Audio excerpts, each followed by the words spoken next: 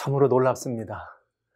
주님이 마련해 놓으신 이 구속의 경륜, 그 일정표, 아니 요즘 우리 흔히 쓰는 말로 퍼즐이라고 해도 괜찮겠습니다. 다니엘 선지자를 통해서 기원전 550년경에 이미 이 구원의 이 퍼즐을 주님께서 예언 속에 말씀해 주시고, 그 정확하게 그 퍼즐들이 맞춰지는 과정들을 지난 시간 우리는 본 것입니다. 참으로 놀랍습니다. 하나님의 역사는 사단의 방해나 사단의 음모가 아무리 세고 강하고 그 음모가 아무리 어두워서 앞을 볼 수 없을 정도로 우리 사람들을 주관하는 인간의 역사 속에서 그리 역사한다 할지라도 하나님께서는 이 모든 일들을 온전히 성취시키는 분이심을 우리는 다시 한번 확인한 것입니다. 참으로 놀랍습니다. 저는 지난 시간 여러분들과 같이 2300주야라고 하는 이 사실, 그래서 성소가 정결하게 함을 입으리라고 하는 그 사실을 여러분들과 같이 계시록 12장에 나와 있는 세 번째 여인, 여자의 남은 자손으로 탄생하는 세 번째 여인의 탄생이라는 사건과 함께 여러분들과 말씀을 드린 것이죠. 이것은 정말 놀라운 이야기입니다. 여러분들이 하나님의 말씀을 연구하시고 많은 다양한 교회들을 참석하시지만 이 문제에 대해서 그리 깊이 관심을 가지셨거나 살펴본 적은 드무실 거예요. 그러나 여기서 여러분과 같이 요한계시록 12장, 특별히 이 구속의 여러 다양한 이치들이 이 속에 포함된 것들을 살피면서 정말 아주 중요한 부분을 우리는 돌아보았습니다. 그렇습니다, 여러분. 하나님의 구속의 이 모든 것들이 양방향 계시, 하늘에서 원인이 있으면 이 땅에서 그 원인이 이어진 결과가 있었고, 또 이 땅에서 어떤 일들이 있었다면 그 모든 것들이 원인이 있다면 하늘에서는 또 어떻게 그 일에 대한 반응하고, 하나님께서는 어떻게 하늘 백성들을 그 고난의 시절도 이 변함없이 하나님의 품으로 양육하셨는가, 이런 이야기들은 정말 우리들이 잊어서는 안 되는, 또 그리고 알기만 하면 그리스도인으로서 놀라운 축복을 경험할 수 있는 길이 되는 것이죠.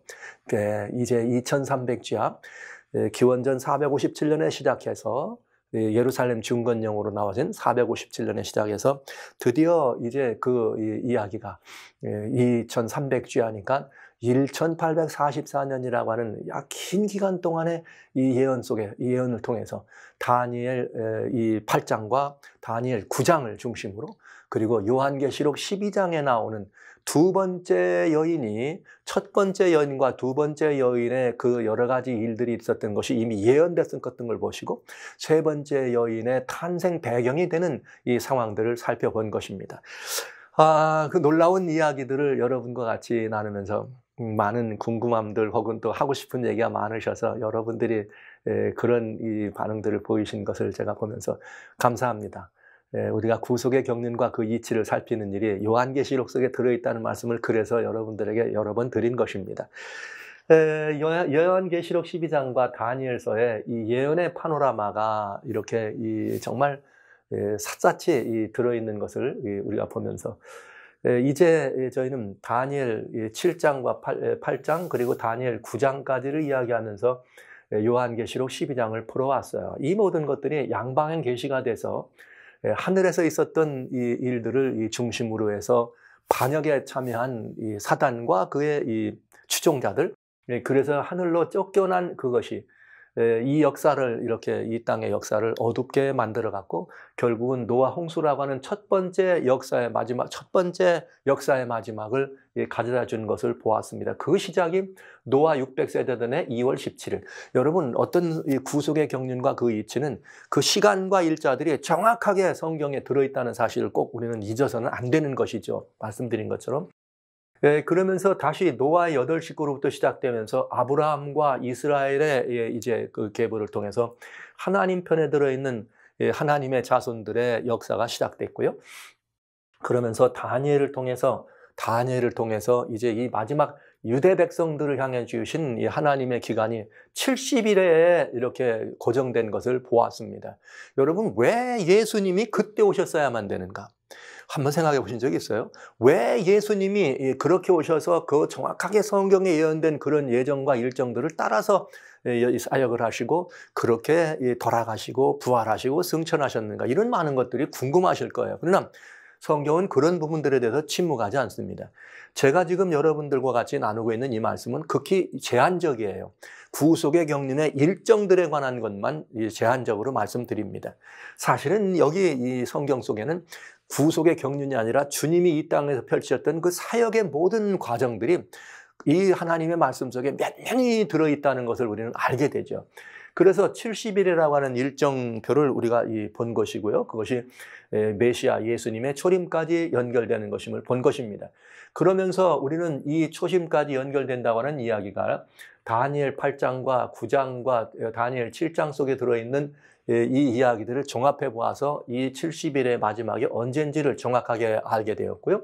그러면서 시작된 여기에 538년부터 1798년까지 있었던 1200시간의 교황권 전성시대가 작은 뿔과 복갑짐승의 활동을 통해 이루어졌다는 것까지를 살펴본 것입니다. 그리고 특별히 기간으로 따져 말한다면 긴 기간입니다. 2300주야라고 하는 말은 2300년이라고 하는 긴 기간을 의미한 것이고, 이것의 기산점이 457년 아닥사스다 임금 페르시아 왕 아닥사스다 왕 7년에 주어졌던 명령이 예루살렘을 중건하라는 영이었다는 사실을 근거로 한다면 2300주야는 1844년에 맞춰지게 됩니다. 여기서 여러분 계산해 보시면 457에다 2300을 이렇게 계산해서 더하면 1833이 돼야 돼요. 그런데 기원에는 0년이 없어요. 바로 BC 1년, AD 1년 더블되었기 때문에 1년을 더해서 AD 1844년이 되겠습니다. 이것이 하나님께서 하나님 백성들을 위한 구약 백성들을 위해서 70일에 나머지 1810년 동안을 신약 백성들을 위해 주신 하나님의 예언 기간이었던 것을 우리가 본 것이죠.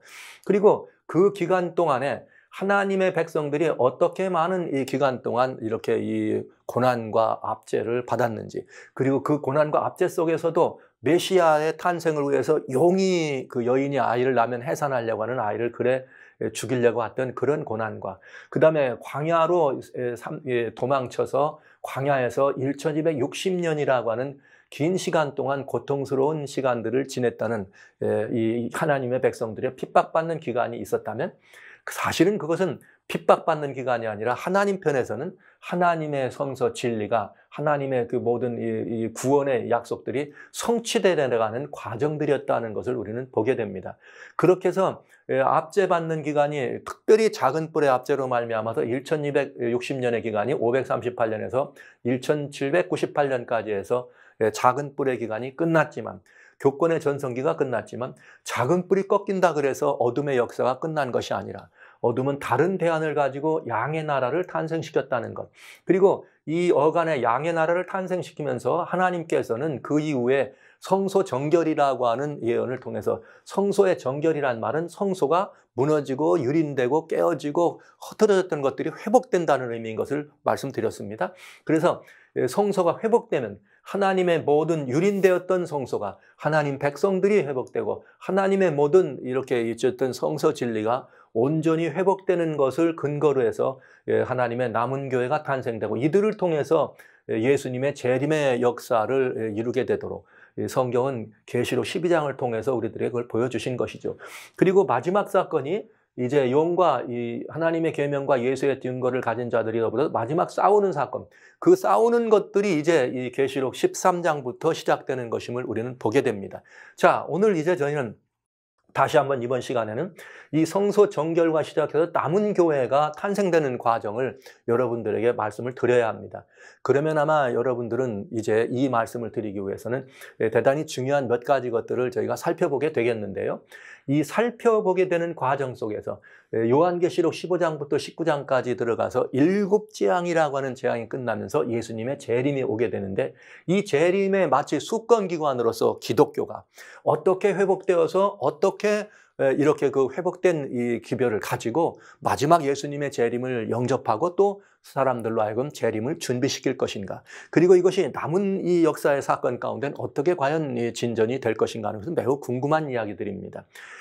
그러나 계시록 12장을 여러분들에게 앞으로 이제 한 서너 번 걸쳐서 마감을 지으면서 우리는 특별히 성소가 회복된 성소, 이것을 통해서 우리는 굉장히 중요하고 놀라운 구속의 이치들을 발견할 수 있게 되겠습니다. 저는 이 말씀을 드려야 합니다. 그래서 요한계시록 12장은 다양한 구속의 경륜과 이치가 포함되어 있다는 말씀을 드린 것입니다. 자, 이렇게 선악간의 전쟁이 일어났을 때 하늘에서 시작한 1차 전쟁이 이 땅까지 연결되면서 예수님의 초림의 역사가 있었다는 것을 말씀드린 것이고, 하늘에서 시작한 미가엘과 용의 전쟁이 2차 전쟁에서 사단이 쫓겨나면서 이 땅에 내려와서 하나님의 이 백성들을 이렇게 광야로 내쫓아가지고 그야말로 이 용이 핍박하는 그런 교회로 하나님의 백성들이 숨어 들어갑니다.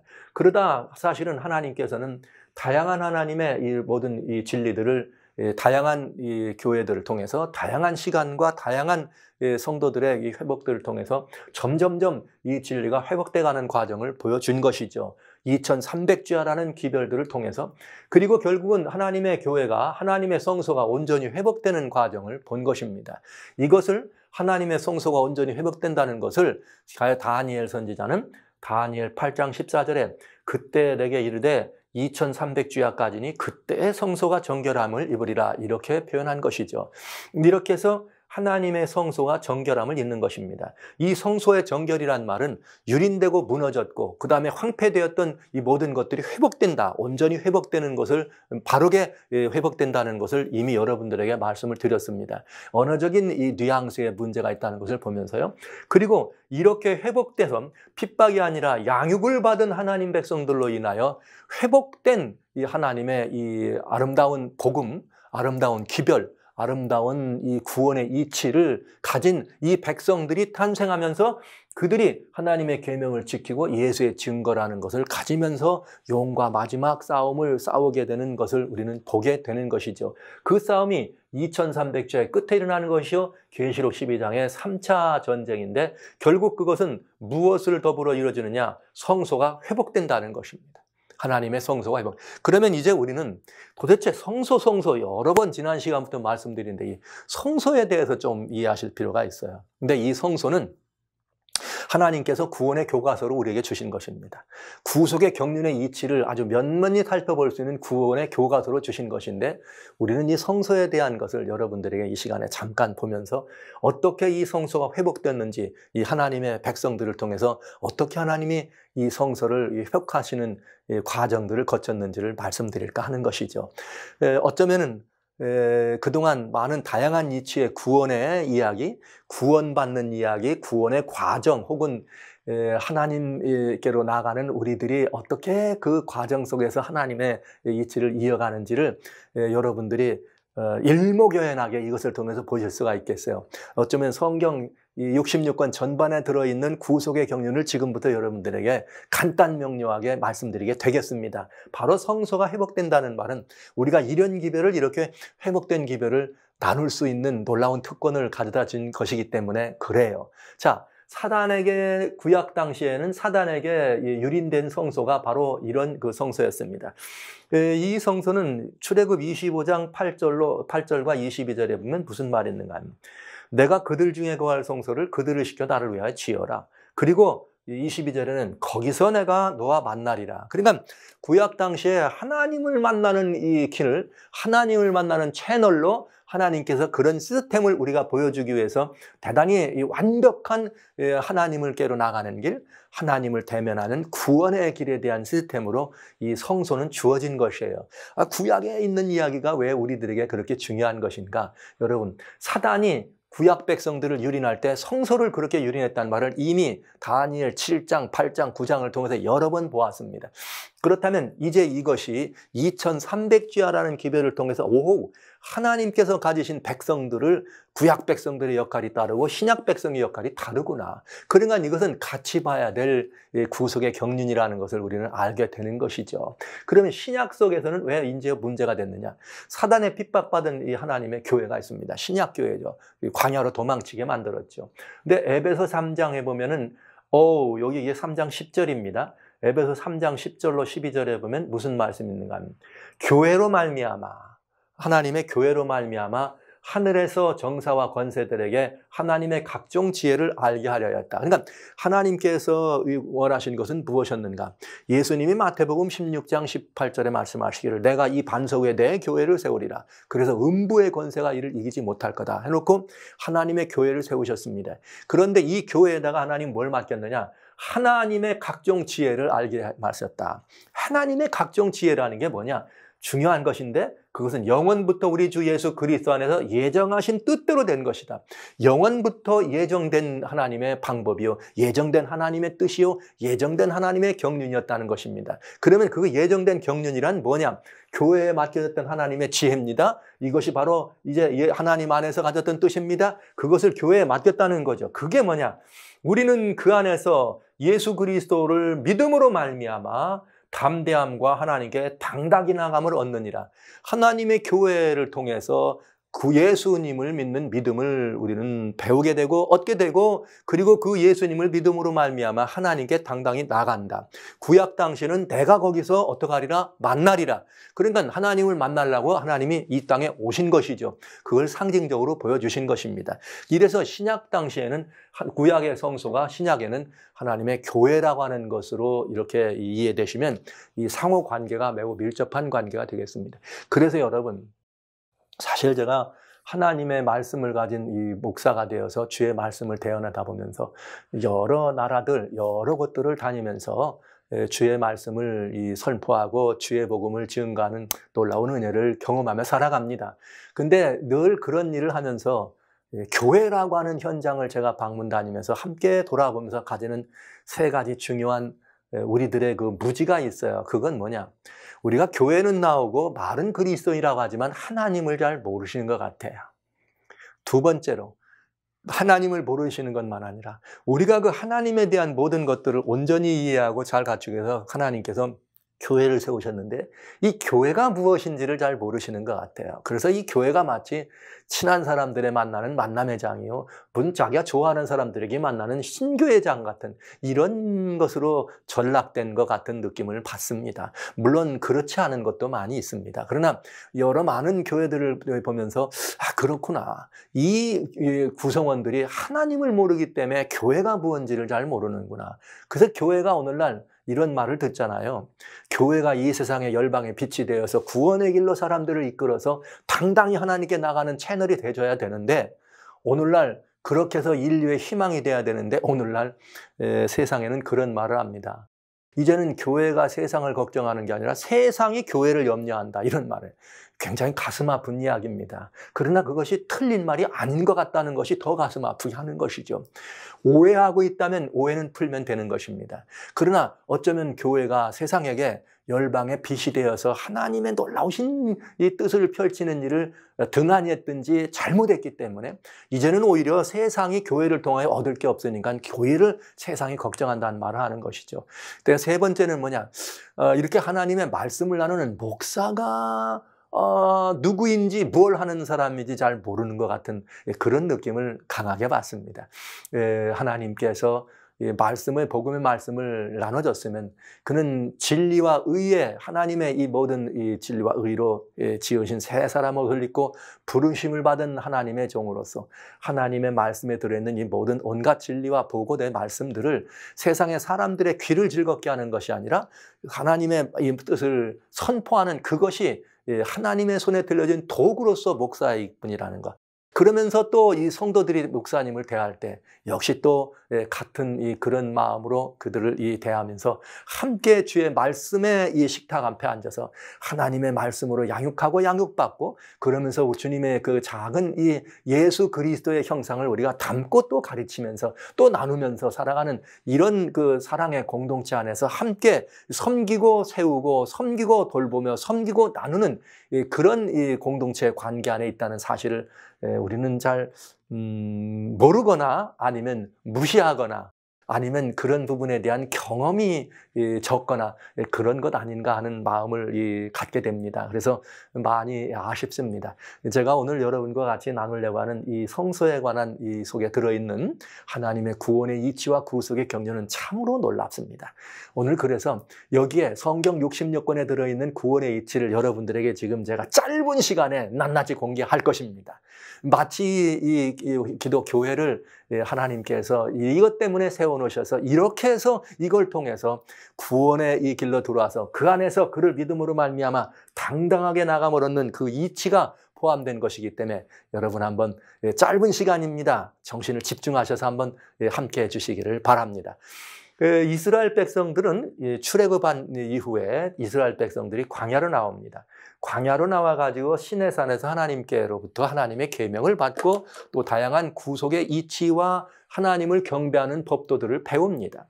그렇게 배운 다음에 그들은 무엇을 지었는가? 성소를 지었어요. 그때는 성막이라고도 하고 그 안에 회막이라고 하는 미팅 플레이스, 하나님을 만나는 그런 성소를 짓습니다.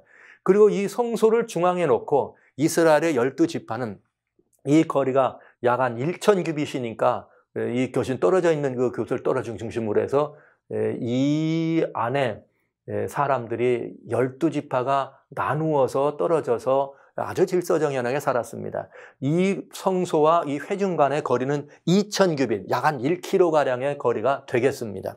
이렇게 해서 성소를 중심으로 백성들이 살고 있어요. 그 성소라고 하는 것은 이렇게 세마포로 되어 있는 울타리로 되어 있는데 이 면적이 그리 넓지 않습니다. 이 면적이 약 한 350평 정도, 스퀘어풋으로 말하면 한 1,000스퀘어풋 정도 되는 그 대지입니다. 그 대지 위에 동쪽 방향에 문이 있고 들어가면 번제단이 있고 물두멍이 있고 그 안에 물돼지 가죽으로 만든 회막이 있고 이 회막 안에서 이제는 이 성막이라 그러죠. 두 칸으로 되어 있어요. 이 첫째 칸은 이 성소라 그리고 뒤째 칸은 지성소라고 하는 이런 성소가 주어지게 됩니다. 이 성소라고 하는 것은 시편 77편 13절에 보면 뭐라고 되어 있느냐? 하나님의 도는 그렇게 거룩한데 하나님과 같이 큰 신이 누구냐 이렇게 해석했지만 실제는 무슨 뜻이냐? Thy way, O God, is in the sanctuary. 오 하나님이시여 주님의 길은 어디에 있습니다? 성소 안에 있습니다. 이런 이 말임을 우리는 이 흠정력을 통해서 보게 되는 것이죠. 그러니까 성소에는 뭐가 있다? 하나님의 길이, 하나님의 도가 있다 이거죠. 구원의 이치라는 것이죠. 그래서 시편에서는 뭐라고 말씀하셨는가? 68편 24절에 하나님이여 저희가 주의 행차하심을 보았는데 주님의 프라시죠. 주님이 행차하심을 보았는데 어디서 보았느냐? 그 안사는 것을 나의 왕이 성소에 행차하시는 것을 보았다. 그러니까 이 성소라고 하는 것은 뭐냐? 하나님의 다양한 경륜이 하나님의 다양한 계획과 뜻이 펼쳐지는 그 장소의 요약, 타이폴로지라 말하는 표상으로 상징으로 주신 것이다. 이 상징적인 제도를 통해서 우리는 하나님께 나가는 이치를 배우기도 하고 경험하게 한다 이런 말입니다. 그게 굉장히 중요한 가르침을 우리는 이 성서를 통해서 보게 되죠. 그래서 이 성서는 말씀드린 것처럼 이 울타리의 길이가 45m, 22m, 뭐 이걸 정확하지는 않아요. 이게 100규빗이고 50규빗이라고 하는 이 말씀이니까 그렇게 해서 약 따지면 약 한 350평 정도의 대지 위에 조그만 방두칸을 마련하고 이 안에서 모든 일을 경영하게 된 것이죠. 자, 이제 우리는 이 성소 안의 통소를 통해서 이 성소가 하나님의 프라시죠. 하나님의 사역이 하나님의 경륜이 하나님께서 백성들을 만나야 되고 백성들이 하나님을 만나기 위해서 우리가 이 실현하고 실천해야 될 다양한 이치들이 이 안에 들어있기 때문에 우리는 이 모든 이루어지는 일들을 살펴볼 수가 있어야 되고 살펴봐야 합니다. 그러나 제가 성소라고 하는 이것의 다양한 모든 것들을 다 말씀드리기에는 역부족이죠. 이제 저는 여러분과 같이 이 계시록이 받쳐지면 또 다른 성소라고 하는 것만을 별도의 제목으로 여러분과 같이 아주 하나하나 자세히 살펴보게 될 것이에요. 그 안에서 일어나는 제사가 무엇이며 거기서 이루어지는 제사들이 상징하는 또 그 안에 있는 절기는 무엇이며 그 제사의 의미는 무엇이며 절기의 의미는 무엇인가 이 각각의 제도의 의미는 무엇인가 이런 것들을 보게 됩니다. 그러나 오늘은 하나님을 대면에 만나겠다고 하신 하나님께로 나아가는 길 하나님께로 나아가는 그런 그 스텝 투 하나님이시죠. 하나님께 나가는 계단들을 여러분들에게 보여주는 것만을 가지고 계시록 12장과 관련돼서 이 말씀을 드리려고 하는 것입니다. 자, 여기 하나님께 나가기 위해서 이스라엘 백성들이 하나님께 나가려면 반드시 어디를 통해 가야 되느냐? 울타리를 건들면 돌에 맞아 죽었어요. 그러니까 동쪽에 있는 이 문을 통해서만 나가도록 되어 있습니다. 그러면 이 하나님 백성들이 이 울타리는 세마포로 되어 있었는데 이 뺑뺑 둘러들려 있는 이 세마포 울타리를, 하얀색의 세마포 울타리를 보는 것은 사람들에게 무엇을 가져다 줄까? 하나님께 나가기 위해서는 그들은 먼저 하나님이 계신 하나님의 집을 가야 되지 않겠어요? 그러면 이 사람들이 제일 먼저 대면하는 것은 세마포로 된 하얀 울타리를 얘기합니다. 그러면 성경은 성경으로 풀어가면 재밌게 풀린다는 말씀을 드렸어요. 이 세마포 울타리는 무엇을 우리들에게 보여주는가? 하나님께서 말씀하시기를 이 세마포가 성경에 들어있을 때는 어떤 의미냐면 요한계시록 19장 8절에 보면 성도들에게 세마포 옷을 입혀라 이렇게 말씀하시며 세마포는 뭐라 그랬는가 하면 성도들의 옳은 행실이라. 성도들의 옳은 행실이 요한계시록 19장 8절에 세마포 옷이라면은 세마포라는 의미는 옳은 행실, 즉 의라고 하는 뜻입니다. 그러면 이것이 이 구약 당시에는 뭐라고 이것을 설명해 줬는가 하면 신명기 성경 6장 24절과 25절에 하나님 말씀하시기를 내가 다양한 명령과 규례와 율례들을 너에게 주었다. 그 이유는 지금처럼 평화롭고 복된 삶을 살도록 하기 위해서 내가 이런 계명들을 주었다. 여러분, 계명과 율법들을 주신 이유는 우리들로 하여금 축복된 삶을 살도록 하시기 위해서 하나님께서 주신 것입니다. 그런데 신명기 6장 25절에 내가 한 이 모든 말들과 계명들을 따라서 지키면 이것이 너희들의 의로움이다. 그러니까 이 말은 무슨 말이냐? 두 말을 합치면 성도들의 옳은 행실, 의로움이란 하나님께 뭐 하는 거예요? 순종하는 것입니다. 하나님의 명령에 순종하는 것입니다. 그러면 여러분, 하나님께서 인간에게 주시는 하나님의 명령 가운데 가장 중요한 건 뭘까요? 이런 말이죠. 전도서라고 하는 성경 12장 13절에 하나님께서는 이런 말씀하십니다. 이 일의 결국을 다 들었으니 그런즉 너희는 하나님을 어떻게 하고 경외하고 그의 명령을 지킬지라. 이것이 인간의 본분이라 그랬어요. 여러분, 하나님께서 인간의 본분을 말씀해 주십니다. 하나님이 인간의 본분을 말씀하시는데 인간의 본분이 뭐냐? 하나님이 말씀하신 모든 것들을 순종하고 그 다음에 하나님을 경배하는 것이 인간의 본분이라. 이것이 얼마나 중요한 인간의 본분이면 요한계시록에는 14장에 6절과 7절에 그런 말을 합니다. 천사가 하늘을 날아가면서 영원한 복음을 가졌더라.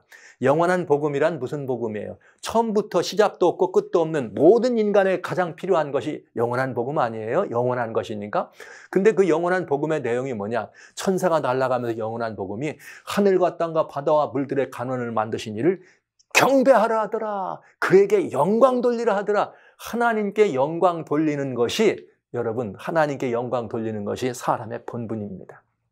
성경은 이렇게 말하고 있는 것이죠. 그래서 이 세마포 울타리는 하나님께 영화롭게 하고 하나님을 경배해야 될 의무와 하나님을 경배해야 되고 하나님께 충성해야 될 그런 명령들을 우리들에게 보여주는 하나님의 놀라운, 그래서 하얀 세마포를 보면서 나의 흠과 허물진 것을 생각하게 되는 것이죠. 그런데 여러분, 하나님께 영광을 돌리려면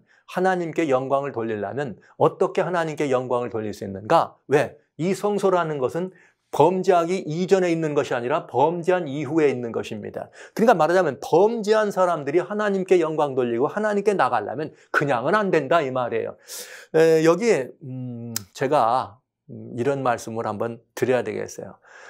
여기 하나님께 영광 돌린다 그러면 하나님은 우리들에게 어떻게 하면 하나님께 영광 돌릴까? 이것도 가르쳐주지 않으셨겠어요? 모든 사람들에게 영광 돌리라, 죄인들에게. 성경에는 하나님께 우리들이 영광을 돌리는 비결에 대해서 아주 중요하게, 아주 단순한 이치로 단순하게 한마디로 이렇게 우리들에게 요약한 말씀이 있는데 그 말씀이 빌립보서, 하나님 말씀 빌립보서 2장에 있는 말씀이에요. 빌립보서는 굉장히 중요한 말씀이지만 특별히 2장 5절부터 너희 안에 마음에 이 마음을 품으라, 예수님의 마음이다. 그러면서 6절부터 예수님에 대해 설명하십니다. 그러면서 여기 빌립보 2장 10절에는 뭐라고 말씀하셨는가? 이렇게 되어 있어요. 하늘에 있는 자들과 땅에 있는 자, 그 가운데 있는 땅 아래에 있는 모든 무릎을 예수님 앞에 어떻게 하고 꿇게 하시고, 예수 앞에 꿇게 하고 11절에는 빌립보 2장입니다. 11절에 모든 입으로 예수 그리스도를 주라 시인하여 하나님께 하나님 아버지께 영광을 돌리게 하셨느니라. 아멘. 하나님께 영광을 돌리려면 여러분 하나님께 영광을 돌리려면 예수님을 주라고 시인하지 않으면 안 되게 되어 있습니다. 제가 아직 여기 들어가기도 전에 여러분에게 말씀드려요. 이것은 아주 중요한 것이에요. 자, 그러면 여기 연결해 보겠어요. 인간의 본분이 뭐냐? 하나님께 경배하고 하나님께 영광 돌리는 것이 사람의 본분입니다. 그런데 죄인이라 하나님께 나갈 수 있는 길이 없는 것이죠. 그래서 하나님이 마련해 오신 채널이 있습니다. 그것이 누구인가? 하나님의 아들 예수 그리스도십니다. 예수님을 구주로 영접하고 예수님의 구속을 인정하고 그 앞에 무릎 꿇고 예수님을 주라고 시인하는 것이 그렇게 해야지만 반드시 하나님께 어떻게 된다? 영광을 돌릴 수 있다 그랬어요. 그래서 사람들이 교회에 나가세요. 예수에 믿으세요. 이런 말은 복 받으려고 간다. 이제 우리 그리스도인들이 그런 말은 그만해도 되겠습니다. 복 너무나 많은 복들을 이제 받아가지고 지금은 정말 너무 복에 겨워가지고 하늘이 싫어질 정도의 복을 많이 받았어요. 그리스도인들이. 맨날 축적해 복. 예수님을 믿는 이유에 대해서 우리는 조금 더 업그레이드된 성서적 관점에서 축복 물론 있습니다. 없다는 것이 아니라 그건 다 부산물이고 부수적인 것입니다. 그러나 정말 중요한 것은 하나님께서 우리에게 말씀하신 것처럼 예수님을 왜 믿으세요? 예수 믿는 것이 왜냐고요? 인간의 본분을 다하는 것입니다. 왜냐하면 예수님을 믿고 주라 영접하고 구주라 그를 시인하고 그를 인정하지 않으면 하나님께 뭐하지 않으니까 영광을 돌릴 수 없으니까 하나님을 경배할 수 없으니까 결국은 이것은 인간의 본분을 다할 수 없다는 이야기죠. 그래서 예수님을 믿는데 왜 믿어요? 그러걸랑 앞으로는 제가 구원받으려고요, 복 받으려고 이런 말은 이제 조금 이 도의 초보로 내려놓으시고 이제부터는 그거 하나님께 영광 돌리라는 인간의 본분을 다하기 위함입니다. 얼마나 아름답습니까? 얼마나 멋집니까? 이렇게 얘기하면 사람들이 그리스도인들을 볼 때 달리 볼 거예요. 복 받으려고 본다 그러면 복이 아까지 거 뭐 여기 가도 받고 저기 가도 받는데, 그러나 하나님께 영광 돌리며 하나님을 경배하는 인간의 본분을 다하기 위해서는 반드시 예수님을 믿어야 된다는 사실을 얘기한다면 세상은 달리 교회에 대하여 반응하고 여러분 성도 한 분 한 분에게 달리 반응할 걸로 생각합니다. 저는 그리 확신합니다. 그래서 인간이 하나님께 영광 돌리지 못하고 하나님께서 명령하신 이 명령을 수행하지 못할 때 우리는 그걸 보고 죄라고 하는 것이에요. 죄인된 우리들은 이 성소로 들어갈 때 어떻게 하느냐? 문을 통해 들어가게 되어 있습니다. 죄인된 우리들은 어디를 통해 들어가는가? 성소의 문을 통해 들어가는데 이 문은 동쪽에 들어있어요. 근데 이 성소의 울타리는 하나님께 영광을 돌리라고 하는 기별이었다면 이제는 이 문은 뭘 의미해 줬는가? 이 문은 24시간 언제나 열고 성소의 문은 한 번도 닫힌 적이 없습니다. 이 문은 항상 열려야 되는데 예수님은 뭐라고 말씀하셨는가? 요한복음 10장에 7절에 보면 나는 양의 문이라 이렇게 표현되어 있어요. 여러분 거기 물론 이제 양들의 문이라고 할 때는 두 가지 문이 있겠죠. 이게 양의 우리 안에서 양의 문이 돼가지고 예수님을 통해서 들면 알면 하는 양의 문도 양의 문입니다. 그러나 여러분 죄인들에게 주어진 예수님의 양의 문이라고 할 때는 다른 것입니다. 자기가 하나님의 이 명령과 하나님의 계명을 보고 어긴 것, 즉 죄를 지은 것이 생각나면 사람들은 어린 양을 하나 데리고 들어갑니다. 어디로 들어가야 돼요? 여기를 문을 향해 돌아가야 됩니다. 그러니까 양을 데리고 들어가야 되기 때문에 양의 문입니다. 들면 알며 우리는 이 하나님 앞에 양을 데리고 들어갈 수밖에 없다는 것이죠. 그런데 이 문은 그렇기 때문에 오로지 하나님께 나가기 위해서는 이 문을 통할 수밖에 없기 때문에 이 문은 뭘 말했다고요? 나는 양의 문이다. 예수 그리스도께서 양의 문이라고 하실 뿐만 아니라 요한복음 14장 6절에는 나는 길이요 진리요 생명이니 나로 말미암지 않고는 아버지께로 나갈 자가 없나니라. 즉 오직 문 되시는 예수님을 통하지 않고는 하나님을 대면할 수 있도록 나가는 길은 없다는 것입니다. 그래서 사도행전 4장 12절에 천하에 다른 이름이 없다. 뭘 얻을 만한 구원을 얻을 만한 다른 이름을 주신 적이 없다 그랬어요. 그리고 오로지 우리 주 예수 그리스도만이 구원의 이름이란 사실을 우리는 기억합니다. 그래서 우리는 양을 데리고 이 문으로 들어갑니다. 그래서 우리는 하나님께 나가려면 오직 누구만을, 오직 예수님만을 믿음으로, 오직 예수님만을 통해서만 하나님께로 나갈 수가 있다는 사실이에요. 그러니까 하나님께 영광 돌리려면 뭐가 필요해요? 오직 예수님을 영접하지 않고는 불가능하다, 이 말이죠. 그래서 문을 통해 들어가게 됩니다. 그러면 문에 들어가면 이 문은 항상 열려 있어서 언제나 닫힌 적이 없죠. 그래서 어느 때든지 들어갈 수 있어요. 문은 문턱이 없어. 하나님께 나가는 데는 문턱이 없어요. 많은 분들이 신앙생활을 하는 사람들이 이런 말을 할 때가 있어요. 아, 이거 저 교회 나가려면 교회도 돈이 있어야 좀 나가겠어? 아무나 나가는 거 아니에요. 이런 말을 들을 때 가슴이 많이 아리아리해집니다. 그러나 여러분, 보편적인 얘기로 많이 듣는 걸 알 수 있을 거예요. 그건 왜 그런가? 교회가 문턱이 있다는 얘기죠. 오늘 사랑하신 성도 여러분, 사랑하는 형제 자매 여러분, 우리가 참석하거나 우리가 하나님을 예배하기 위하여 찾아드는 우리들의 교회가 여러 다양한 모습의 문턱이 있다면 아닙니다. 그건 하나님 뜻이 아닙니다. 하나님의 성전, 하나님께 나가는 길엔 문턱이 없습니다. 높은 자도 낮은 자도 없는 것입니다. 남자도 여자도 없이 유대인도 자주자도 헬라인이나 로마인이나 다 갈라디아 3장 20절에 주님 28절에 말씀하시기를 예수님 안에서 그들은 하나예요. 그리스도 예수의 의는 은혜는 로마서 10장 4절에 말씀하시기를 모든 믿는 자에게 차별이 없이 비치는 의임을 기억해 주시기 바랍니다. 그것이 바로 예수님을 통한 문입니다. 문이 열려 들어가면 그 안엔 번제단이 있죠. 번제단이라고 하는 말은 여러분 제물을 올리는 곳입니다. 자, 죄인들이 양을 데리고 갑니다. 번제단의 북쪽에서 양의 머리에 손을 얹습니다. 양의 머리에 손을 얹은 다음에 자기의 죄를 양에게 고백하는 것이죠. 그런 다음에 자기가 자기의 손으로 양을 잡습니다. 잡은 양에 이제 이 피를 쏟고 각을 떠서 번제단 위에 올리는 것이죠. 그러면 번제단이라고 하는 것은 올리는 단이 중요한 거 아니라 그 안에 올려지는 제물이 중요하죠. 그럼 그 제물은 뭘 말하는가? 요한복음 1장 29절에 보면은 무슨 말씀이 있는가 하면 이런 말이 있어요. 요한복음 1장 29절에는 보라, 세상 죄를 지고 하는 하나님의 어린 양이라. 여러분, 요한이 예수 그리스도를 바라보고서 뭐라고 말씀했는가? 세상 죄를 지고 하는 하나님의 어린 양이다. 여러분, 세상 죄를 지고 하는 하나님의 어린 양을 만나시기 전에 여러분이 만나실 분이 있어요. 그건 뭐냐? 사랑하는 여러분, 내 죄를 지고 가는, 나 박용호의 죄를 지고 가는, 여러분 한 분 한 분의 죄를 지고 가는 어린 양 되시는 예수님을 만나야 하는 것이죠. 우리는 각자 그 예수님을 의미하는 어린 양을 가지고 이 번제단 앞에 가는 것입니다. 왜 번제단에 가야 되는가? 성경이 이렇게 말했습니다. 죄의 삭은 사망이라. 로마서 6장 23절 말씀하셨죠. 이 말은 무슨 말이냐? 죄의 삭은 사망이란 말은 히브리서 9장 22절에 말씀하시기를 피 흘림이 없이는 용서받을 수가 없다. 즉 피를 흘려야지만 용서를 받는다는 말은 죽어야지 된다. 이거 죄의 삭신 사망을. 그런데 여러분, 우리가 만약에 한 인격체가 내가 범죄한 것을 드러나서 죄의 삭신 사망을 내가 당하면, 내가 없어지고 나면 아무것도 아니잖아요. 그래서 주님이 마련하신 것이 대속의 제물입니다. 그 대속의 제물이 누구냐? 내 죄를 지고 가는 하나님의 어린 양으로 요한복음 1장 29절에 말씀되신 어린 양이 되겠습니다.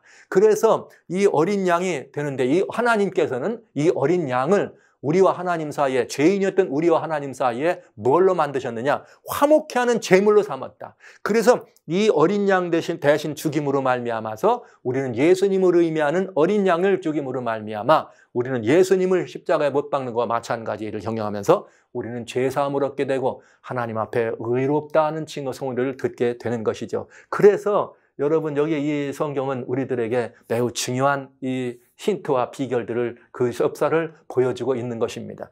근데 이 단이라고 하는 말은 뭘 말하느냐? 단은 altar예요. 이 단 altar란 말은 올려졌다는 뜻이죠. 그래서 요한복음 3장 14절과 15절에 주님이 오셔서 이렇게 말씀하셨습니다. 모세가 광야에서 발뱀을 들은 것처럼 인자도 달려야 하니리, 이렇게 말씀했어요. 이는 예수님을 믿는 사람마다 영생을 얻게 하려 합니다. 이렇게 표현하셨습니다. 그러니까 모세가 광야에 들린 것처럼 예수님도 들려야 된다. 예수님이 어디서 들리셨죠? 십자가에 들렸습니다. 그러니까 이 번제단은 뭘 의미했는가? 예수님이 인류의 죄짐을 지고 달려 돌아가신 예수님의 십자가를 의미했다는 사실입니다. 그래서 이 번제단을 통과해야지만 하나님께 반드시 나갈 수가 있다 이야기죠. 구속, 구속이란 말은 죄사함이란 의미에 구속곧 죄사함을 받았느니라. 구속곧 죄사함의 길은 오직 누구밖에 없다? 예수님밖에 없다. 예수님의 십자가에서 인자가 달려야 되겠다고 말씀하신 그것이 바로 번제단을 의미했습니다. 단이란 말이 들려진다는 뜻이었던 것처럼요. 절묘한 의미를 우리는 이곳에서 발견하게 됩니다. 그리는 70일이라고 하는 지난번에 보신 다니엘의 9장에 나오는 24절에 70일의 때 주님께서 마지막 남은 한 일의 절반의 제사와 예물을 금하셨다. 예수님께서 십자가에 달려 돌아가십니다. 돌아가시면서 다 이루었다라고 주님 말씀하시면서 모든 이상과 예언을 성취하십니다. 이제 인류의 모든 죄짐을 지고 돌아가심으로 말미암아 아담 이후로부터 예수님 때까지, 그리고 예수님 이후로 오늘 이 시대까지, 이 시대 이후까지라도 인류의 모든 죄를 다 사하시기 위하여 대속의 제물이 되어서 화목제물로 돌아가셔서 이제 모든 인류가 다 용서함을 받았다. 아버지여 저들의 죄를 사하여 주시오 하는 구속의 길을 완성시키는 일을 다 이루셨다는 이야기죠. 이것이 다니엘 9장에 주님 말씀하신 것처럼 24절에 말씀하신 것처럼 허물이 마칩니다. 죄가 끝납니다. 그리고 이 모든 이 죄가 영속됩니다. 그 다음에 하나님의 영원한 의가 이루어지는 것입니다. 그리고 이상과 예언이 응하지는 이 모든 것을 다 이루셨다는 사실을 선포하게 되신 것이죠. 이것이 바로 번제단의 의미였습니다. 여러분, 우리는 반드시 이 번제단을 통하지 않고는 아버지께 나갈 수가 없습니다. 여러분, 이 문제는 우리들에게 참으로 중요한 이 하나님의 구속의 이치요 경륜임을 우리들에게 보여주신 것이죠. 자, 이제 우리는 이렇게 해서 번제단을 통과합니다. 그러면 제사장은 여기서 양이 죽은 피를 가지고 어디로 들어가야 되는가? 이 휘장 안으로 들어가야 돼요. 이 안으로 들어가기 위해서는 뭘 해야 되느냐? 이게 제사장이 깨끗하게 자기를 씻어야지 그냥은 들어갈 수 없어요. 물두멍을 만나게 됩니다. 이 물두멍이란 말은 라바라는 뜻입니다. 이 라바라고 하는 것이 물두멍인데 디도서 하나님 말씀 3장 5절에 보면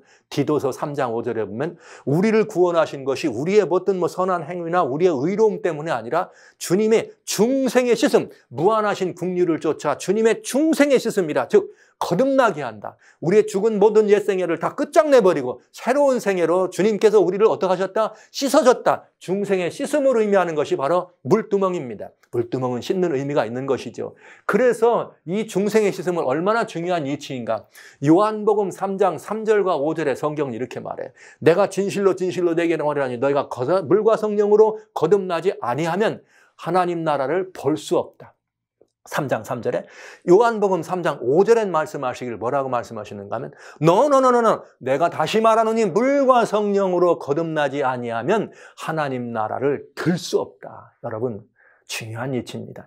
천국은 보는 것에만 의미가 있지 않아요. 천국은 뭐 해야 돼요? 들어가야 돼요. 들어가서 천국을 어떻게 해? 소유해야 되는 것입니다. 그러나 많은 그리스도인들이, 이스라엘의 정탐꾼들이 광야에 나와가지고 가나안 땅을 정탐은 하지만 들어가지 못해요. 그들은 보았지만 들어갈 수 없었습니다. 그것처럼 오늘 우리 많은 그리스도인들이 하나님의 말씀이나 또는 교회의 중요한 말씀들이나 여러 다양한 신앙의 여러 가지 모습들을 통해서 천국의 오묘와 이치를 그렇구나 알 수 있습니다. 그러나 아는 것과 보는 것에 있는 것이 아니라 천국은 어떻게 하는 것이에요? 그 안에 들어가야 됩니다. 천국은 우리들이 소유할 수 있어야 된다는 사실을 기억해 주시기 바랍니다.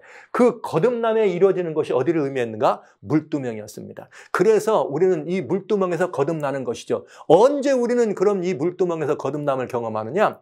요한복음 1장 12절에 영접하는 자, 곧 그의 아들이죠. 그의 이름이 예수님입니다. 그 이름을 믿는 자는, 그 아들 예수의 이름을 믿는 자는 어떻게 되는가? 주님께서 하나님의 자녀가 되는 권세를 주셨다. 근데 하나님의 자녀로 다시 태어나는데 이는 혈통으로나 육정으로나 우리의 모든 인간의 사람의 뜻으로 된 것이 아니라 오직 하나님께로 난 자니라. 그러니까 예수 그리스도를 하나님으로 인정하고 예수 그리스도로 하나님의 아들 예수를 인정하고 믿고 주님을 구주로 영접하는 순간 우리는 거듭나게 된다 이 말이죠. 그래서 여기서 십자가에서 부활하신 그 예수 그리스도가 어떻게 되는 거예요? 우리가 영접돼서 그분을 영접하면서 우리는 거듭난 생애를 경험하게 되는 것입니다.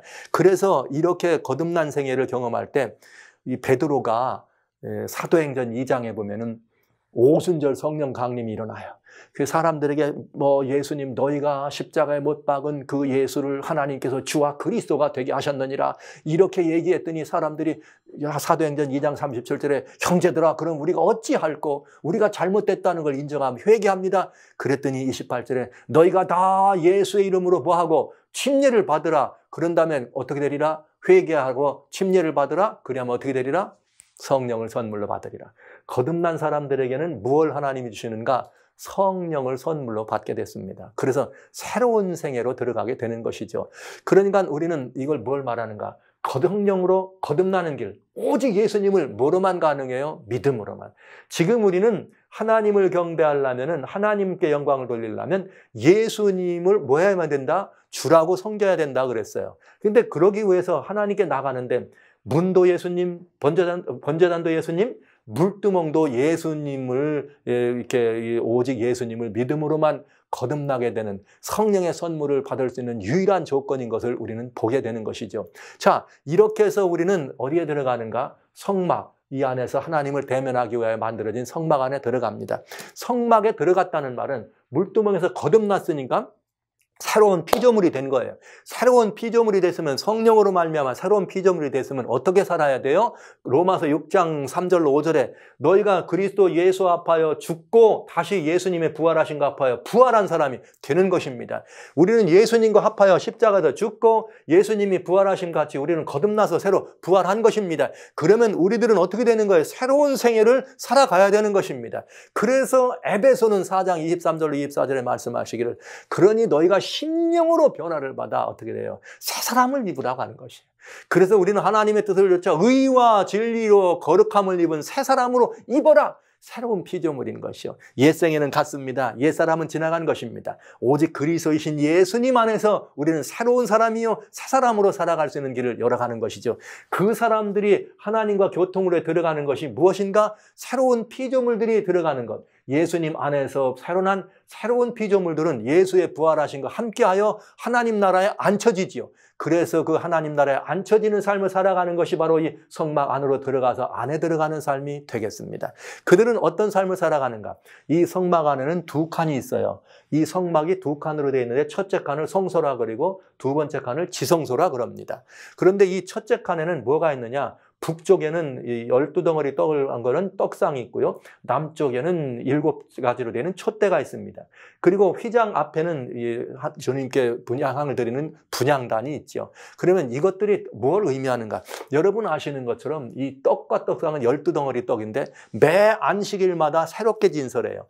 12덩어리라는 말은 이스라엘의 12지파를 의미합니다. 그런데 여러분 예수님이 이 땅에 오셔서 특별히 요한복음 6장에 보면은 31절부터 쫙 이 말씀을 하세요.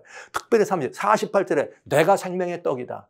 예수님이 51절에 내가 이 하늘로서 내려온 생명의 떡이다. 누구든지 이 떡을 먹으면 이 살과 피를 먹으면 영원히 죽지 않는다. 그러니까 진설병 떡이라고 하는 여기에 들어진 떡은 육신적인 떡만 의미하는 것이 아니라 성소의 첫째 칸에 들어왔을 때 생명의 떡이신 예수님을 우리가 먹고 주님과 더불어 교통하는 삶을 의미합니다. 그래서 이 떡은 주님 말씀하시기를 마태복음 4장 4절에 사람이 떡으로만 살 것이 아니라 하나님의 입으로 나오는 모든 말씀으로 살라 이런 말씀을 한 것이죠.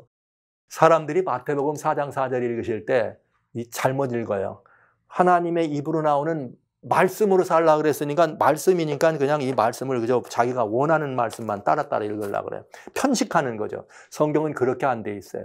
하나님의 입으로 나오는 모든 말씀으로 그냥 편식하지 말고 이 성경 말씀들을 다 어떻게 하라? 제대로 잘 읽고 성경 말씀을 모든 것들을 다 전체적으로 살펴보면서 읽으라 하는 말씀인 것을 알 수가 있습니다. 그래서 그리스도인이 살아가는 거듭난 사람이라는 삶의 이치는 무엇인가? 삶의 이치는 살리는 것은 육이니, 살리는 것은 영이니, 죄송합니다. 살리는 것은 영이니, 육은 무익하니라. 내가 너에게 이른 것 말이 곧 영이요 생명이니라. 그리스도인들의 생명력은 어디서 오는가? 하나님의 말씀, 하나님의 살아있는 말씀인 이 성경에서 하나님의 말씀을 우리는 먹음으로 영원한 생명을 얻는 그 에너지를 얻게 된다는 사실 잊지 말아주시기 바랍니다. 자, 이렇게 해서 이 말씀으로 우리 살라고는 하나님의 권면을 듣게 되는 거죠. 이 말씀으로 살아서 우리가 말씀이 우리의 모든 것들을 움직이는 에너지가 되면 그 다음에 우리들의 삶은 어떻게 되느냐? 빛나는 삶이 되는 거예요. 다음 쪽에는 7 촛대가 있습니다. 이 촛대라고 하는 것은 성경 성서의 첫째 칸에는 촛대는 뭘 의미했느냐? 성경에는 촛대는 계시록 1장 20절에 하나님의 교회라 그랬어요. 그러니까 구약 당시는 이스라엘 백성들을 의미한 것이죠. 하나님의 교회가 바로 촛대를 의미한다 이렇게 되어 있습니다. 그런데 여러분, 이 촛대는 어떻게 되어 있느냐? 황금 1달란트를 가지고 이 바닥부터 쳐가지고 만드는데 이어서 붙인 것이 아니라 하나를 두드려 가지고 모두가 다 연결돼서 끊어져서 붙인 것이 하나도 없이 1달란트가 그냥 지속적으로 이어졌습니다. 여기 이 촛대는 하나님의 교회죠. 교회는 예수님이 이 땅에 내가 내 교회를 세운다고 말씀하셨습니다. 내 교회를 세운다고 하신 말씀인데 골로새서에는 참 아름다운 말씀이 있어요. 예수님에 대해 말씀하실 때 1장 18절에 몸 예수님을 말씀하실 때 그는 몸 곧 우리 교회의 그분은 머리다. 몸은 교회요, 머리는 예수님. 우리 교회의 머리 되시는 예수님을 중심으로 우리는 온 마디마다 에너지를 받고 생명을 받아서 살아가는 하나님의 몸된 교회인 것을 알 수가 있어요. 그리고 출애굽기 24장에 보면은 어떤 말씀이 있는가 하면 이런 말씀이 있습니다. 1절과 2절에 이런 말씀이 있죠. 하나님께서 시내산에 있을 때 백성들을 올라오라고 할 때 모세와 아론 그 다음에 나답과 아비후를 데리고 올라갑니다. 그때 따라가는 이스라엘의 장로들이 70장로예요. 이스라엘은 70장로가 있는데 이게 사실 제가 직접 이 이스라엘의 말을 듣고 이게 모형은 봤지만 실제로 이렇게 이것을 세보면 여기 촛대에 있는 이 황금 촛대로 되어 있는 이 모든 장식들이 다 합치면 70개라네요. 그래서 여러분 70장로를 구약교회를 완성시키고 완벽하게 보여줄 수 있는 상징이었다 말하는 분들도 계십니다. 그렇게 보아도 되고요. 또 그것도 상당히 은혜가 되는 말이 아니겠어요? 그러나 중요한 것은 촛대보다 더 중요한 것은 촛대는 촛대 자체 의미가 있는 게 아니죠. 촛대는 근사한데 불이 없으면 아무것도 아니잖아요. 그럼 이 촛대 위는 불은 뭘 의미하는가? 요한복음 8장 12절에 예수님은 말씀하시기를 나는 세상의 빛이라. 누구든지 나를 따르는 자는 어둠에 있지 아니하고 생명의 빛을 얻으리라. 이렇게 되어 있어요. 예수님이 이 촛대에서 빛나는 빛의 근원이십니다. 그렇기 때문에 우리는 생명의 에너지를 받으면서 마태복음 5장 14절에 말씀하신 너희는 세상의 빛이니 어떡하라? 빛나라고 하는 하나님의 권면의 말씀을 우리는 듣게 될 수 있는 것이죠. 이렇게 해서 촛대는 예수님, 빛의 근원이신 예수님께로부터 우리가 그 빛을 이어받아서 이 땅에서 빛나는 정말 세상에 빛된 삶, 선하고 착한 행실을 살아가라는 주의 명령을 실행하고 수행하는 아름다운 하나님의 기관이 되어야 한다는 사실을 우리들에게 보여주는 것입니다. 촛대, 여러분, 하나님의 교회는 빛이 나야 합니다. 저희들은 오늘 이 말씀을 나누면서 과연 이 시대에 하나님의 이 교회들이 빛이 나고 있는가? 이 사실을 정말 많이 생각해 볼 필요가 있습니다. 촛대, 바로 7가지 금촛대는 그렇게 이스라엘의 70장로들이 모여서 함께 하나님의 백성을 구성했던 그것처럼 오늘날 우리는 머리 되시는 예수님을 중심으로 지체가 되어서 살아있는 유기적 관계를 가지고 예수님을 중심으로 하나님께 경배하며 하나님께 영광 돌리는 그런 삶을 살아가는 사람들의 모임이 진정한 아름다운 촛대라 하는 사실을 말씀드립니다. 너희는 세상의 빛이라. 빛이 되라고 하는 예수님의 은혜를 여러분 우리는 반사하는 그런 하나님의 은혜를 경험하며 살아가야지 않겠습니까? 자, 이제는 이 휘장 앞에 있는 분향단을 보게 됩니다. 제가 이 다양한 이야기들인데 너무나 많은 이 가르침들을 여기서 배워야 되지만은 그걸 다 말씀드리지 못해서 이렇게 제가 빠른 이 말로 여러분들에게 그냥 단순하게 아주 심플하게 이렇게 그 의미만을 전달합니다. 많이 아쉽습니다. 그러나 이게 꼭 중요한 일이기 때문에 여러분들에게 이렇게만 이 말씀을 전해드리겠습니다. 분향단이라고 하는 말은 황금으로 된 이 향단이에요. 휘장 앞에 있는 향단인데 여러분 향단은 역시 마찬가지예요. 단이 중요한 게 진설병 떡상은 떡상이 중요한 게 아니라 떡이 중요하고 촛대는 촛대가 중요한 게 아니라 그 안에 들어가 있는 빛이 중요한 것이고 향단은 단이 중요한 것이 아니라 뭐가 중요해요? 그 안에 들어있는 향이 중요한 것입니다. 그런데 여러분, 이 향단에서 올라가는 향은 뭘 의미하는가? 요한계시록 5장 8절에는 우리 하나님께로부터 이렇게 향불이 올라가는 성도들의 이 향을 천사가 받아서 이게 형소들 받는데, 이 향은 뭐라 그랬느냐? 향은 성도들의 기도라. 여러분, 향이 성도들의 기도를 의미한다는 정말 아름다운 이 예표 아닙니까? 그런데 이 성도들의 기도가 사람들이 말을 많이 해요. 응답받는 기도, 막 연구 많이 해. 어떻게 하면 성도의 기도가 이렇게 응답받는가? 어떤 분들은 응답이 되는데 왜 내 기도는 응답이 안 돼? 이런 말 많이 하죠. 여러분, 성도의 기도가 향입니다. 응답받는 기도의 방법이 아니라, 응답받는 기도의 방법이 아니라, 응답받는 기도의 어떤 무슨 테크닉이 아닙니다. 기도는 반드시 응답받게 되어 있습니다. 근데 그 기도는 어디서 시작되느냐? 계시록 8장 3절에 뭐라고 되어 있는가? 이 기도를 하는데 천사가 어디서 이 기도를 받아서 향에 담으려고 하냐? 제단 아래에서 기도를 드릴 때 제단 곁에서 가지고 기도를 받아서 보좌 앞 금단에 드리려고 하는 천사들이 있어요. 그러니까 여러분, 제단은 번제단입니다. 즉 십자가입니다. 예수님의 십자가 아래에서 드려지는 모든 기도를 들으려고 천사가 뭐하고 있다는 거예요? 그 음향로를 가지고 서 있다, 이렇게 되어 있습니다. 그러니까 기도는 응답받는 비결이 있는 게 아니에요. 번제단 십자가에서 드리는 기도는 천사가 받아서 분향단 보좌 앞으로 가져간다는 말을 기억해 주시기 바랍니다. 그러니까 그런데 왜 그런가? 그 이유는 보좌 앞에 가져가면 그 보좌 앞에는 누가 있느냐? 대제사장이나 제사장들이 있는데, 히브리서 7장에 보면 24절로 25절에 우리의 주님은 제사직분이 영원히 갈리지 않는 살아있는 예수님이 대제사장을 하늘 지성소에 계십니다. 그러면서 그는 말씀하시기를, 이는 누구든지 자기를 힘입어 아버지께 나가는 자를 반드시 구할 수 있다. 직분이 갈리지 않는 대제사장 예수님의 모습을 우리는 히브리서 7장 24, 25절에 보는 것이죠. 따라서 우리는 히브리서 4장 16절에 말씀하신 그것처럼 기도를 통해서 예수님께서 우리의 기도를 받으시고 나는 대제사장 중보하시는 예수님을 우리는 민담한나 알기 때문에 우리는 어떻게 할 수 있는가? 히브리서 4장 16절에 말씀하신 것처럼 때를 따라 돕는 은혜를 얻게 하여 은혜의 보좌 앞으로 나아갈 수가 있는 것입니다. 하나님의 교회는 그 안에서 그를 믿음으로 말미암아, 예수님을 믿음으로 말미암아 하나님께 어떻게 한다? 당당히 나아간다. 히브리서에서는 우리가 하나님의 은혜의 보좌 앞으로 나가는데 담대히 나가라, 이렇게 표현되어 있는 것이죠. 할렐루야.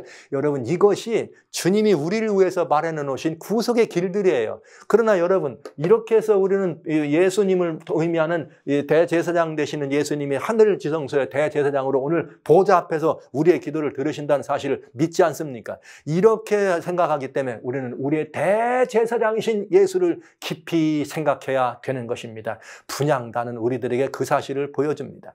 그러나 여러분, 아직 우리가 하나님을 대면에 만나기 위해서는 아직까지 두째 칸 지성소를 들어가지 않았잖아요. 들어가려면 가기 전에 뭘 만났느냐? 휘장이 있어요. 성소와 지성소를 가리키는 휘장이 있는데, 이 성소에는 휘장이 세 가지가 있어요. 하나는 첫 번째 성소 안으로 들어오는 것에 있는 휘장, 하나는 뜰에 있는 문에 있는 것도 휘장, 그리고 세 번째는 성소와 지성소를 가로막은 휘장입니다. 근데 이 두 휘장과 이 세 번째 휘장은 내용이 다릅니다. 두 휘장은 그냥 세마포와 여러 가지 고운실로 꼰 거지만, 이 휘장은 좀 내용이 달라요. 이 휘장에다 금으로 되어 있는 그룹천사, 보좌를 둘러싸고 있는 그룹천사들을 수놓은 휘장입니다. 그래서 이 휘장은 어떤 의미가 있느냐? 히브리서 하나님의 말씀에 말씀하시기를 10장 19절로 20절에 들어있는 말씀인데, 우리 주님께서 휘장 가운데로 난 길을 만들어 놓으셨어요. 주님이 휘장 가운데로 난 길을 따라서 우리는 그를 따라서 휘장 가운데로 난 길을 따라 들어갈 수가 있는 담력을 얻게 되는데, 그 휘장은 곧 무엇을 의미하는가? 예수님의 육체를 의미합니다. 여기 절묘한 하나님의 이 말씀을 우리는 이렇게 볼 수가 있게 되겠습니다. 휘장은 예수님의 육체를 의미합니다. 그래서 예수님께서 실제 돌아가실 때 휘장이 예수님의 육체인데 어떻게 되어 있는가? 휘장이 예수님의 육체인데, 이 휘장이라고 하는 것이 원래 어떻게 되어 있느냐면, 하나님 말씀 출애굽기 26장에 보면 이 휘장에 대한 이야기가 나와요. 26장 31절 32절에 휘장을 네 기둥에 달게 되어 있어요. 그러면 네 기둥에 네 갈고리에 달려져. 그럼 네 갈고리에 달려지면 구멍이 4개 뚫어져야 되죠. 그런데 여러분, 요한복음 19장에 보면은 무슨 말이 나오는가? 요한복음 19장 34절에 예수님이 다 이루었다고 돌아가실 때 성소의 휘장이 어떻게 해요? 마태복음이죠. 마태복음 27장 51절에. 성소의 휘장이 어떻게 돼요? 가운데로 위로부터 아래로 찢어집니다. 그러니까 휘장은 4개의 구멍이 뚫어졌고 돌아가실 때 마지막으로 한 번 더 찢어졌기 때문에 오상이라 그래.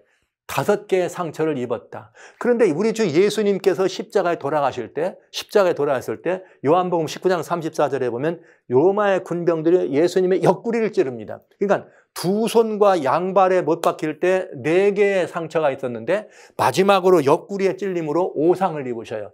그래서 정확하게 이 휘장이 예수님의 육체를 상징하는 것은 정 절묘한 만남을 만나는 것이죠.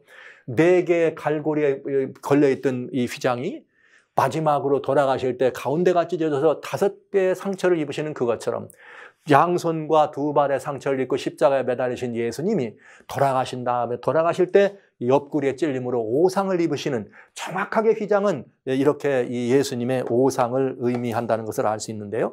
여기 히브리서 10장에 19절에 우리는 이렇게 돼 있어요. 형제들아, 우리가 예수의 피를 힘입어 성소에 들어갈 담력을 얻었는데 그 길은 성소에 들어갈 담력이에요. 그런데 그 길은 휘장 가운데를 열어놓으신 새롭고 산 길이라.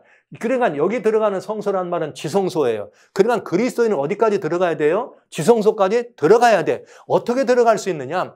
예수님께서 휘장을 열으셨기 때문에 우리는 예수님을 따라서 예수님 뒤에 숨어가지고 하나님 보좌 앞에 들어갈 수 있다는 것입니다. 그래서 그리스도인이란 은혜의 보좌 앞으로 예수님과 같이 들어가는 경험을 하는 사람들입니다. 그러니 이것은 얼마나 놀라운 일입니까? 이것은 얼마나 귀한 일입니까? 그래서 비로소 우리는 하나님께 뭘 돌릴 수 있다? 영광을 돌리는 경험을 하게 되는 것이죠. 그래서 우리는 예수 그리스도를 통하지 않고는 아버지께로 나갈 자가 없나니라 한 것이에요. 그래서 우리는 하나님의 이 보좌 앞에 나가서 하나님을 경배할 때 예수 그리스도의 증거, 즉 십자가의 증거예요, 물두멍의 증거예요, 여기 뭐 다양한 이런 모든 증거들을 가지고 하나님께 나갈 수가 있게 되는 것입니다. 놀라운 삶이 약속되고 보장됐다는 것을 우리는 알게 되는 것이죠. 그래서 우리는 두 번째 칸에 들어갑니다. 두 번째 칸은 어떤 것이냐? 휘장 안으로 들어가면 두 번째 칸은 어떤 일이 벌어지느냐? 두 번째 칸을 우리는 지성소라 그래.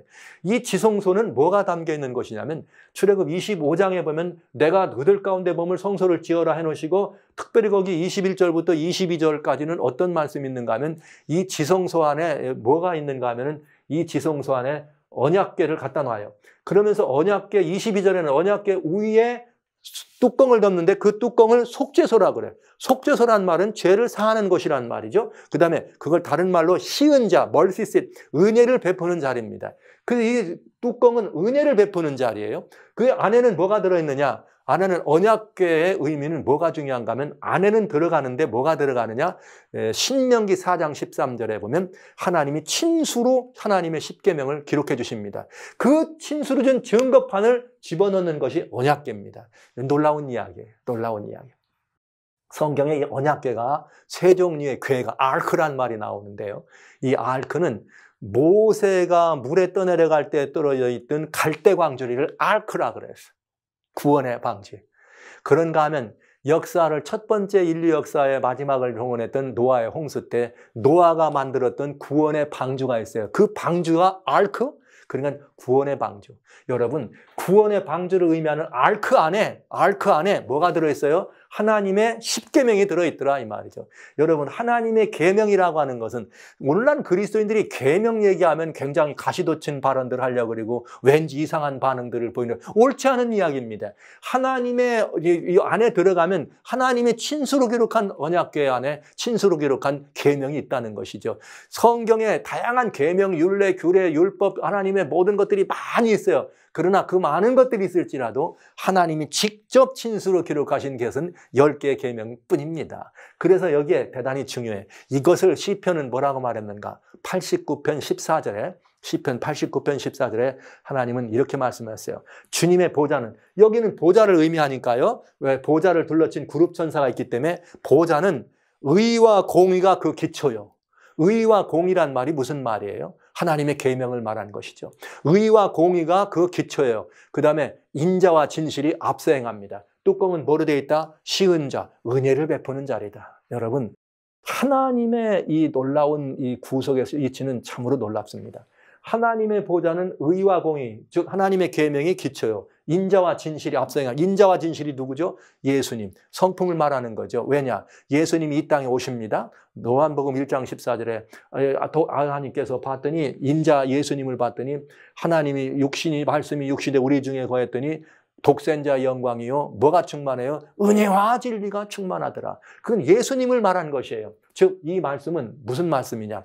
하나님의 계명과 그 위에 올라가는 인자와 진실이 앞서 행한다는 말은 놀라운 이야기입니다. 이 말은 이 말입니다. 계명에 바라보는 방향이 어디냐? 하나님의 계명이 바라보는 방향은 사랑이 목표입니다. 그래서 로마서 13장 10절에 사랑은 율법의 완성이라 그랬어요. 그래서 하나님의 계명은 사랑이에요. 그러니까 예수님이 마태복음 23장에 둘로 말하잖아요. 하나님을 사랑하라. 이 사람들을 사랑하라. 사랑이 그냥 하는 게 아니야. 내 마음과 내 목숨과 내 뜻과 내 정성을 다하여 사람을 사랑하라. 하나님을 사랑하라. 그러니까 계명의 정신은 사랑이에요. 이 사랑의 실천이 바로 계명의 목표입니다. 그러나 어떻게 하는 것이 사랑일까? 하나님이 구체적으로 가연적으로 보여주신 것이 있습니다. 그것이 바로 로마서 10장 4절에 나오는 하나님 예수 그리스도는 율법의 마침이다. 즉 하나님의 계명의 목표가 사랑인데 그 사랑의 완성을 보여주신 분이 누구다? 예수님이다. 이렇게 된 것이죠. 그러니까 의와 공의가 기초여 인자와 진실이 앞서 행한다. 이 말은 바로 인류에 대한 사랑을 앞서서 행하시는 하나님에 대한 얘기죠. 그래서 여호와루라 여호와루라 여호와루라 말씀하시면서 모세 앞을 지나가시는 하나님께서 말씀하실 때 그는 누구냐? 인자와 진실이 많으신 하나님이라. 오래 참 노하기를 더디하고 인자와 진실이 많으신 하나님이라 여호와라 여호와라 하면서 하나님의 보좌를 우리는 보좌의 의미와 성품을 알려주신 것을 우리는 보게 됩니다. 그렇게 해서 우리는 지성소라고 하는 이곳에서 하나님을 대면하고 하나님을 만나게 되는 것이죠. 참으로 아름다운 이야기였습니다. 여기서 우리는 은혜의 보좌 앞에서 하나님을 만날 때 무엇을 통해서 만나느냐? 오직 예수 믿음으로. 오직 예수 믿음으로, 오직 십자가의 구속의 이 과정을 통해서만, 죄사함을 얻은 사람들만, 그리고 오직 예수님을 따라서 그 부활에 참여한 사람들, 그래서 그 부활에 참여한 사람들이 어디로 들어가는 거예요? 성소의 첫 색깔을 통과해서 예수 그리스도와 함께 휘장 가운데 난 길을 통하여 어디로 들어갑니까? 우리는 하나님의 어디로요?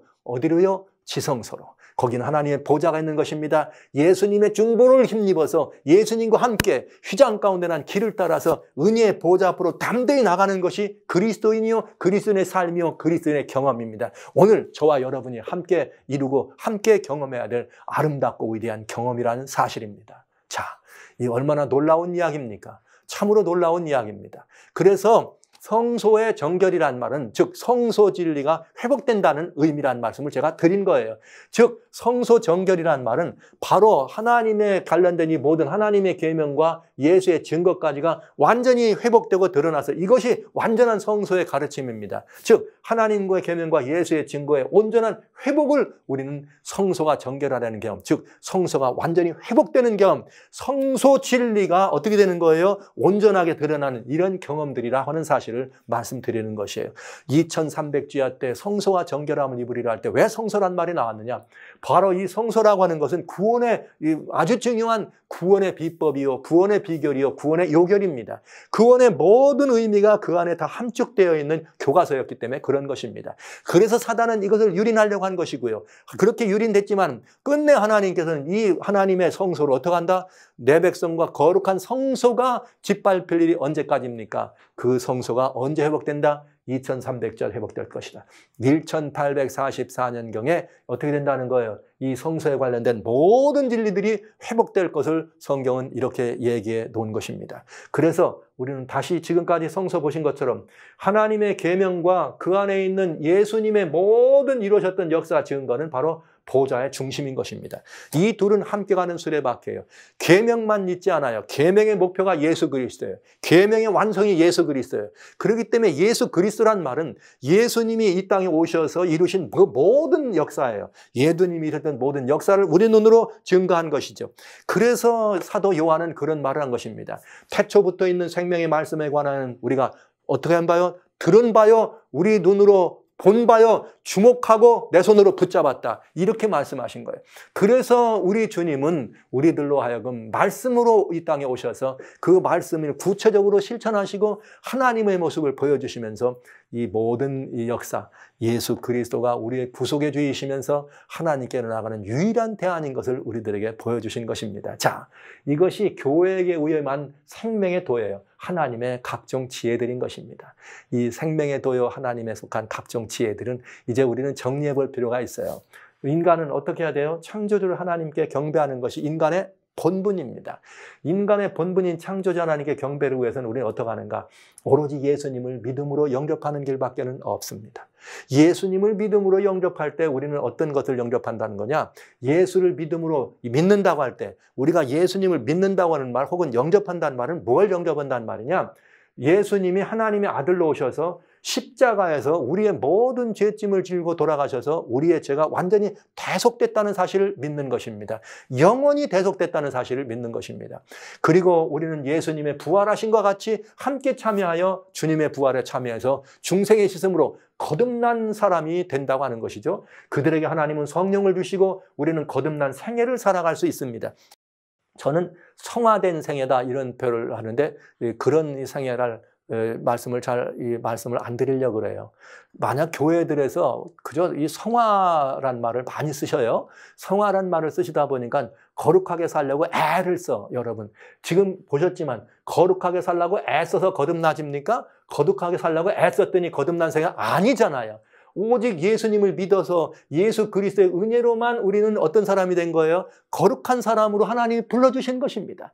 우리의 모든 상태가 완전해져서가 아닙니다. 하나님과 우리의 관계가 확실해졌기 때문에 하나님은 거룩한 백성, 하나님의 아들이라 해준 것입니다. 그러니까 애써서 거룩하게 변화되는 것이 아니라 그리스도이신 예수님을 우리의 심령에 모시고 성령의 은혜를 날마다 경험할 때 우리의 삶이 바로 어떤 삶이에요? 거듭난 생애가 되는 것이에요. 이것이 바로 성서의 첫째간의 삶과 같이 되는 것이죠. 진정한 그리스도인의 삶이 되는 것입니다. 그러나 여기서 끝나지 않습니다. 진정한 그리스도인의 삶이란 하나님의 계명의 보좌에서 하나님을 온전히 어떻게 하는 거예요? 대면에 만나는 경험이죠. 율법의 요구를 예수 안에서 완전히 이루어진 것입니다. 그래서 하나님을 대면에 만나서 하나님의 교회는 창조주 하나님을 경배할 수 있는 다양한 방법들이 있는 것이 아니라 창조주 하나님을 경배하고 그분께 영광을 돌리는 유일한 대안은 오직 예수님을 통해서만, 그 예수님을 통해서만 우리는 이 안에 들어와서 결국은 하나님을, 창조주를 온전히 경배할 수 있다는 사실을 알게 되는 것입니다. 성서는 우리에게 이것을 보여준 것이고요. 사단은 이것을 유린한 것이고 우리들로 하여금 이것을 보지 못하도록 했던 것이죠. 그래서 구약 당시에는 7머리 10뿔로 등장했던 용이 이 땅에서 내 짐승을 통하여 이렇게 이 성소를 가진 이스라엘 백성들을 핍박하고 예수님 메시아가 오시는 것을 막으려고 했던 것이고요. 그 다음에 우리 다시 한번 이제 이 70일에가 차면서 구약 당시에 있었던 모든 것들이 이제는 정말 온전한 이 예언의 성취를 바라보고 메시아가 오셔서 부활하시고 승천하셨습니다. 그런 다음에 이제는 하늘 지성소에 승천하신 하나님을 바라보면서 그리스도인들이 아버지의 보좌로 나가는 것을 막기 위해서 사단이 어떻게 한 것이냐, 1260일 동안 그 교회를 핍박했고 신약교회가 된 것이죠. 그 다음에 여기 한 때와 두 때와 반 때 동안 남자를 낳은 여자를 핍박해서 광야로 도망친 것입니다. 그러나 성경은 우리들에게 뭐라고 말해요? 이 사실을 가지고 도망갔다고 하지 않고 양육했더라. 하나님은 우리를 양육하고 보호하시는 하나님의 역사를 경험한 것이고요. 드디어 2300주야가 일어날 때, 2300주야가 일어날 때 그때까지 성소가 정결하게 된다는 말은 하나님의 양육이 계속됐기 때문에 광야로 도망간 것 같지만 여전히 하나님의 이 성소에 관한 하나님의 이 구원의 진리가 점점 어떻게 온전히 회복돼서 2300주야 때는 완성되도록 회복된다는 사실을 우리는 보게 된 것입니다. 자, 이제 저는 여러분들에게 이 사건이 어떻게 2300주야가 이를 때 완전히 이렇게 회복되는지를 이제 말씀드려야 됩니다. 구원의 이치를 지금까지 말씀드렸습니다. 구원론을 여러분들과 같이 짧은 시간, 1시간 동안에 성서를 통해서 말씀드렸네요. 쉬운 일은 아니지만 또 이해하시기에 여러분 그리 어렵지 않게 되셨기를 간절히 바랍니다. 그러나 이것은 모든 그리스도인들이 가져야 될, 배워야 될, 경험해야 될 사실이라는 사실을 여러분들에게 말씀드리면서 구원론을 이 한 장의 성서라는 그림을 통해서 여러분에게 나눠드린 것입니다. 부디 이 사실을 여러분들이 어느 교회, 어느 교단, 어느 교파 있든지 물론하시고 묻지 마시고 그것 때문에 관계하지 마시고 오늘 드려드린 이 하나님의 말씀 속에 있는 구원의 이치를 하나도 남김없이 여러분들이 마음속에 다른 마음 갖지 마시고 그대로 이 말씀을 좀 받아주시면 하나님의 역사와 성령께서 여러분들을 감동하셔서 우리가 하나님을 대면에 만나는 경험들이 언제까지로 미래의 사건이 아니라 현재 하나님의 영광을 목격하게 되는 현재형 신앙을 할 수 있는 매우 중요한 그리스도인의 삶을 살 수 있다는 사실을 여러분들이 알게 되시고 경험되시기만을 간절히 소원합니다.